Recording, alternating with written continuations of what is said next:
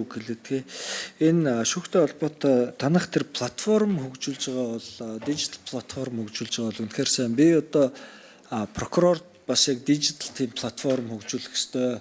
Хажуугаар яг хүнээс хараат бус энэ ажлын дүгнэлт гаргаж байгаа дүгнэлтийн энэ юу хяналт жинхэнэ утгаараа хараат бус явах боломж бол яг энэ дижитал платформыг дагаж гарч ирнэ.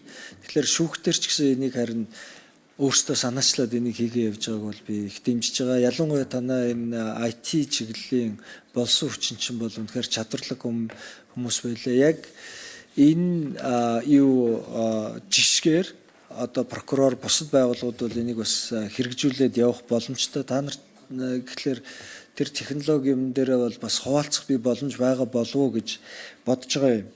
За хоёр дахь нь тэр шүүхийн болон ер нь энэ шүүхтэр байгаа хэрэгүүдтэй холбоотой лайв стримээс гадна би нөгөө телевизийн сувг байгуулъя гэдэг. Энэ дээрээ та нар бас анхаарч ажиллаарай. Тэгээ энийг харин нэгтгээд одоо энэ шүүхийн сахилгын хороо бусад энэ байгууллагууд яг л тэр бүгднтэй хамаатай учраас шүүхийн ерөнхий зөвлөлт гэсэн тал талаасаа та нар төсвөө нэг байгууллага дээр ячвал наадах чи хүнд болчихж штэ.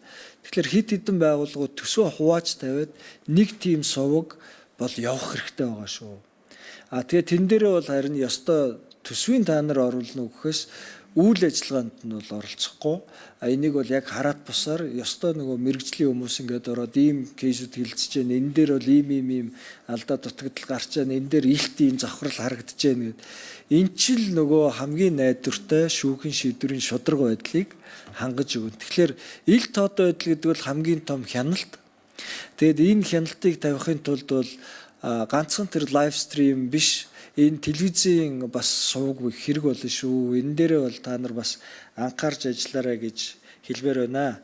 Тэгээд ер нь ингээ хичээгээд тал талаасаа анхаарал тавиад ажиллахад бол гардгүй үр дүн гэж үнэхээр байхгүй шүү. Энэ Монголын нийгэм цэвэршиж, нийгэм эрүүл болох боломж үнэхээр би тэн дээр бүгдээрээ санаачлагтайгаар ажиллаад энэ асуудлыг нэг урдаа гаргасан бол тэрийг шийдэл хинч санаа амрахгүй дор манай байнгын орооны гишүүч дор байнга энийг анхаарч шүүмжлэх юм дээр шүүмжилж ажиллаж явах ёстой л гэдгийг хэлмээр байна. За ингээд гишүүд үг хэлж дуслаа.